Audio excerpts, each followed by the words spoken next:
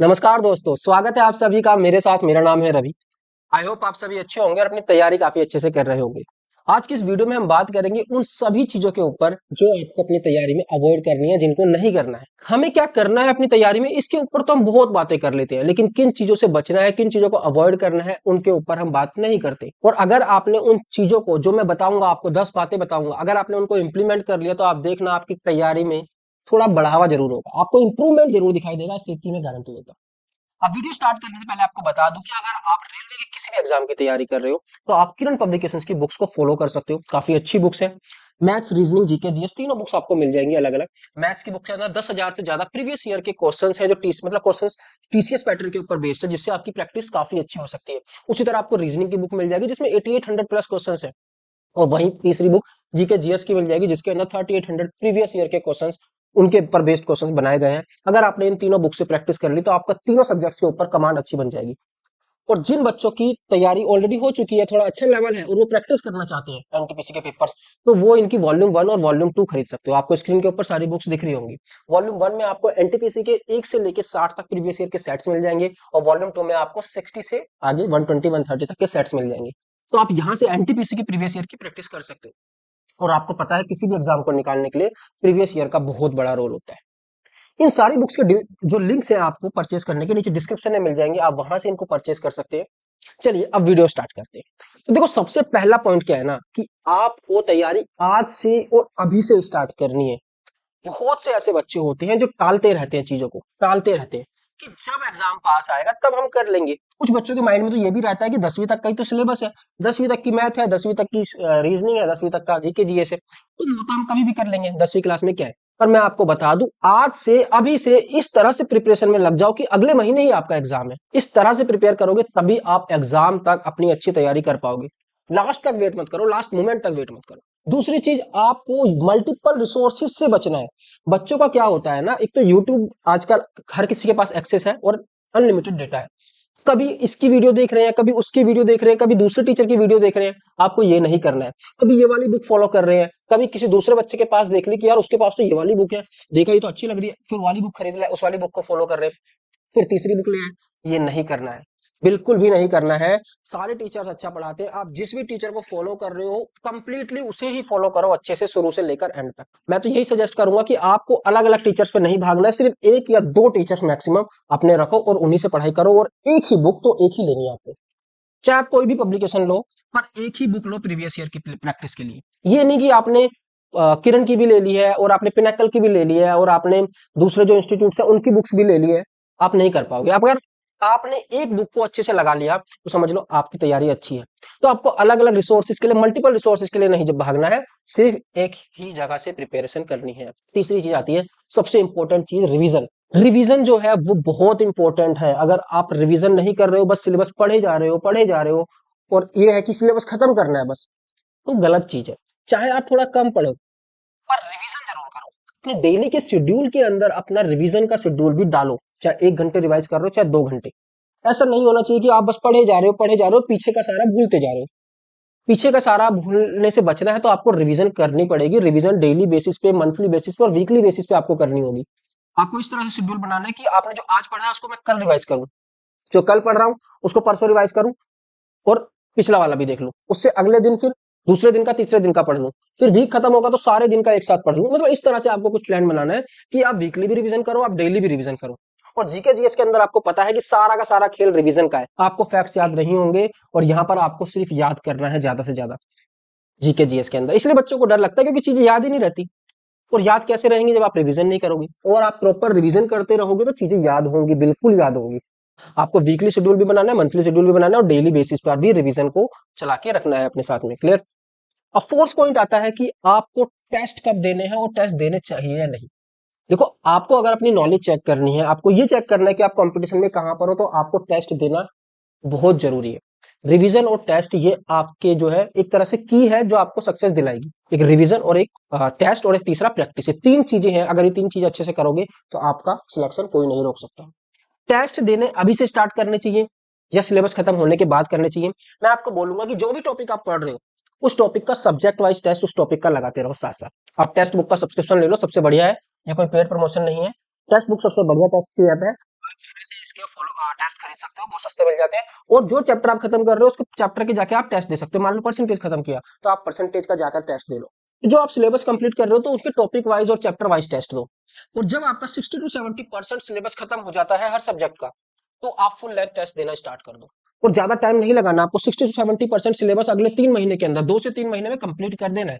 तैयारी इस तरह से रखनी है आपको, ये सोच के चलना है कि अगले महीने ही आपका एग्जाम है। पांचवा पॉइंट आता है प्रैक्टिस, कि आपको ज्यादा से ज्यादा प्रैक्टिस करनी है। मैथ्स और रीजनिंग के लिए तो प्रैक्टिस जितनी करोगे उतना ज्यादा आप परफेक्ट होगे। ये नहीं कि सिर्फ मैथ्स के अंदर आपने टीचर की वीडियो देख ली, टीचर ने जो क्वेश्चंस कराया वो देख लिए, बस हो गया काम। जब तक आप उन क्वेश्चंस की खुद प्रैक्टिस नहीं करोगे, प्रीवियस ईयर के क्वेश्चंस नहीं लगाओगे, तो मैथ्स आपसे दोस्ती नहीं करेगी। मैथ्स से अगर दोस्ती करनी है तो आपको प्रैक्टिस करनी है। मैथ्स के अंदर चीजें, फॉर्मूले जो है ऐसे याद नहीं होते, उसकी आप प्रैक्टिस करते रहोगे तो वो अपने आप याद होते रहेंगे। आप मैथ्स की प्रैक्टिस करते रहो ज्यादा, आप देखोगे कि फॉर्मूले जो है ना मैथ के, वो अपने आप ही आपके सबकॉन्शियस माइंड में बैठते जाएंगे। याद करने की अलग से जरूरत ही नहीं पड़ेगी। लेकिन जीके जीएस के अंदर याद रखना पड़ेगा। उसका क्या कर सकते हैं आप, उसके अंदर आप रिवीजन कर सकते हैं ज्यादा से ज्यादा। और मैथ्स के अंदर आप प्रैक्टिस कर सकते हैं, प्रैक्टिस से चीजें अपने आप याद होती रहेंगी। प्रैक्टिस, टेस्ट और रिवीजन, एक 3 चीजें हैं जो आपने अच्छे से कर ली तो आपका सिलेक्शन हो जाएगा। सिक्स्थ पॉइंट आता है कि आपको सिलेबस के अकॉर्डिंग चलना है। देखो हमारे पास पढ़ने के लिए बहुत सारी चीजें हैं। जीएस जीके जो है सिर्फ नाम जनरल साइंस जनरल नॉलेज है, लेकिन इसके अंदर बहुत कुछ आ जाता है, यूपीएससी तक का सिलेबस आ जाता है। तो आपको इतना डीप नहीं जानना है। आपको पहचानना है कि आपके एग्जाम की रिक्वायरमेंट्स क्या है। एनटीपीसी की तैयारी कर रहे हो, सीजीएल की तैयारी कर रहे हो, उसमें किस तरह के क्वेश्चंस पूछे जा रहे हैं, कितना सिलेबस पूछा जा रहा है, जो सिलेबस नोटिफिकेशन में दिया है उसके अकॉर्डिंग क्या क्या पूछा जा रहा है। तो आपको सिलेबस से स्टिक रहना है। अपने अपना जो सिलेबस है आप एनटीपीसी को वो निकाल के रख लो। और जेई का जो सीबीटी वन है उनके लिए भी मैं बता रहा हूँ सेम स्ट्रेटजी रहेगी, सेम यही पॉइंट्स आपको अवॉइड करने हैं। तो आप अपना सिलेबस निकाल के अपने सामने चिपका लो या कॉपी के फ्रंट पेज पे आप लिख लो उस चीज को। और उसके बाद देखो कि ये टॉपिक है सिलेबस में, इस टॉपिक को कंप्लीट करा, दूसरा ये टॉपिक है, इस टॉपिक को कंप्लीट किया। और अभी स्ट्रेटजी की वीडियो लेकर आऊंगा आपके लिए कल या परसों, ठीक है, 1 से 2 दिन के अंदर स्ट्रेटजी की वीडियो आ जाएगी, सारी चीजों उसमें और अच्छे से क्लियर कर दूंगा। अभी सिर्फ क्या चीजें अवॉइड करनी है इसके ऊपर बात करेंगे। तो आपको सिलेबस से स्टिक रहना, ये नहीं कि बहुत जो जो मिल रहा है उसको पढ़े जा रहे हो, डीप में पढ़ते जा रहे हो, किसी चीज में इंटरेस्ट आ गया तो उसको पढ़े ही जा रहे हो। ठीक है, आपको सिलेबस से स्पेसिफिक रहना है। क्लियर हुआ। सातवां पॉइंट, एक सब्जेक्ट को ही नहीं पढ़ते रहना है। मान लो आप हिस्ट्री पढ़ रहे हो और हिस्ट्री थोड़ा इंटरेस्टिंग है, आपको इंटरेस्ट आने लग गया उसके अंदर, तो आप हिस्ट्री पढ़े जा रहे हो, उसको इतना डीप में चले गए आप पढ़ते पढ़ते कि आप ये देख ही नहीं देखिए एग्जाम में कहां तक क्या पूछा जा रहा है, तो वो आपका एक टाइम वेस्टेज हो जाएगी। आपको सारे सब्जेक्ट्स को कवर करते हुए चलना है, तो किसी एक सब्जेक्ट को ज्यादा लेकर नहीं चलना है। कई बच्चों का होता है कि मैथ्स अच्छी होती है, मैथ्स से प्रैक्टिस करते रहने का मन करता है, तो वो मैथ्स ही पढ़ते जा रहे हैं, अपने 10 घंटे की पढ़ाई कर रहे हैं उसमें से 8 घंटे 7 घंटे मैथ्स पढ़ रहे हैं, तो वो चीज नहीं होनी चाहिए। आपको अपना एग्जाम के लेवल को पहचानना है, किस लेवल तक के क्वेश्चंस को करना है आपको वो पहचानना है, किस कितना सिलेबस करना है उस चीज को पहचानना है, बहुत जरूरी चीज है। ठीक है, उसके अलावा आपको डिस्ट्रैक्शन से दूर रहना है। डिस्ट्रैक्शंस बहुत है, आपको पता है कि फोन हो गया, सोशल मीडिया एप्स हो गई, इंस्टाग्राम, लिंक्डइन और क्या क्या होता है, व्हाट्सएप, फेसबुक, सारी चीजें, यूट्यूब और रील्स देखना, शॉर्ट्स देखना, मतलब बहुत टाइम खराब होता है। मैं बता रहा हूँ, एक बार रील्स देखना स्टार्ट हो जाता है ना, रील्स की आदत को किसी तरह से अवॉइड करो। रील्स देखना एक बार स्टार्ट हो जाता है ना, तो फिर उसमें 2-3 घंटे कब चले जाते हैं पता भी नहीं चलता। और एक दूसरे को रील्स शेयर करने की और बीमारी चल गई है आजकल, आपके दोस्त आपको रील्स शेयर कर रहे हैं और आप भी शेयर कर रहे हो। तो हो सके तो इंस्टाग्राम को अगले 6 महीने के लिए उड़ा दो फोन से, एक व्हाट्सएप रख लो ताकि आप कनेक्टेड रहो अपने तैयारी करने वाले दोस्तों से कुछ पूछने के लिए। लेकिन इंस्टाग्राम फेसबुक को अगर हो सकता है तो उस चीज को अवॉइड कर दो आप। अगले 5-6 महीने के लिए यार सब कुछ भूल जाओ, एक बार सीधा से तैयारी कर लो और फिर देखना आपका एग्जाम निकलेगा, जरूर निकलेगा, कोई नहीं रोक सकता। तो आपको डिस्ट्रैक्शन से दूर रहना जितना रह सकते हो। चैट करते हैं, देर रात रात तक चैट करते रहते हैं, लड़कियों को मैसेज भेजते रहते हैं, तो यार उन सब चीजों से दूर रहो। अगर एक सरकारी नौकरी आ गई ना तो सब कुछ मिल जाएगा। 8 पॉइंट हो गए, 9वें पॉइंट की बात करते हैं। कंसिस्टेंसी को नहीं तोड़ना है। कंसिस्टेंसी को तोड़ने का मतलब ये नहीं कि आप आज रोज 8 घंटे पढ़ रहे हो तो रोज 8 घंटे पढ़ पाओगे, नहीं। कंसिस्टेंसी का मतलब कि आप थोड़ा कम पढ़ो लेकिन पढ़ो रोज। मान लो आप रोज 8 घंटे पढ़ रहे हो, एक एवरेज टाइम है आपका, लेकिन किसी दिन नहीं पढ़ पा रहे, तो कोशिश करो कि थोड़ा बहुत पढ़ो, पर पढ़ लो, 1 घंटे पढ़ लो, 2 घंटे पढ़ लो, किसी वजह से आपका मन नहीं कर रहा है, आपको कहीं जाना हो रहा है, तो फिर आप 1 से 2 घंटे पढ़ो, लेकिन कंसिस्टेंसी मत तोड़ने दो। ये ना हो कि बीच में 3-4 दिन का ब्रेक आ गया, एक फ्लो बना हुआ है और 3-4 दिन का ब्रेक आ गया, फिर आपका वो दोबारा फ्लो बनने में टाइम लग जाएगा, वो मुश्किल होगी। कोशिश करो कि अगर आपको कुछ काम भी आता है, मन नहीं करता पढ़ने का, कोई दिक्कत नहीं है, लेकिन थोड़ा बहुत पढ़ो, लेकिन पढ़ना हो जाए। अपने अंदर इस तरह की हैबिट्स लेकर आओ कि आप जब एंजॉय कर रहे हो या कुछ और भी काम कर रहे हो ना, तो भी आप कहीं ना कहीं पढ़ाई को टाइम दे रहे हो।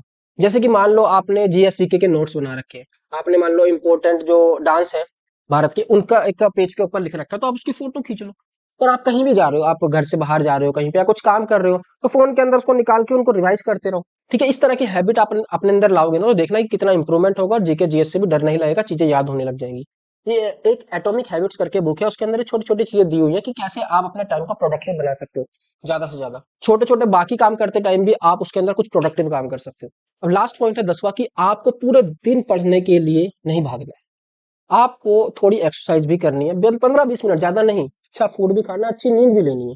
पूरे पूरे दिन पागलों की तरह नहीं लगे रहना है, कोई फायदा नहीं है। ब्रेन का एक सैचुरेशन पॉइंट होता है, उसके आगे फिर वो चीजें ग्रेस्प नहीं कर पाता। आपको इस तरह से पढ़ना है कि ज्यादा से ज्यादा चीजें ग्रेस्प कर पाओ कम टाइम में। तो आपको उसके लिए एक अच्छी नींद भी लेनी है, अच्छा खाना भी खाना है, कभी कभी जंक फूड चल सकता है, लेकिन ये नहीं कि आप रोज जंक फूड खा रहे हो। और आपको थोड़ा बहुत एक्सरसाइज या मेडिटेशन भी करना है, 15-20 मिनट, ज्यादा नहीं, और अच्छे से पढ़ना है। अपने टाइम को इस तरह से स्लॉट्स में बांटना है, जैसे मान लो आप 8 घंटे रोज पढ़ रहे हो, तो आप एक साथ मत पढ़ो 5-5 6-6 घंटे। आप क्या करो, 2-2 ढाई घंटे के 4 स्लॉट्स बना लो। 8 घंटे पढ़ रहे हो तो 2 घंटे 2 घंटे 2 घंटे 2 घंटे 4 स्लॉट्स बना लो। ठीक है, इस तरह से पढ़ो, स्लॉट्स में पढ़ाई करो, सब चीजों को टाइम दो।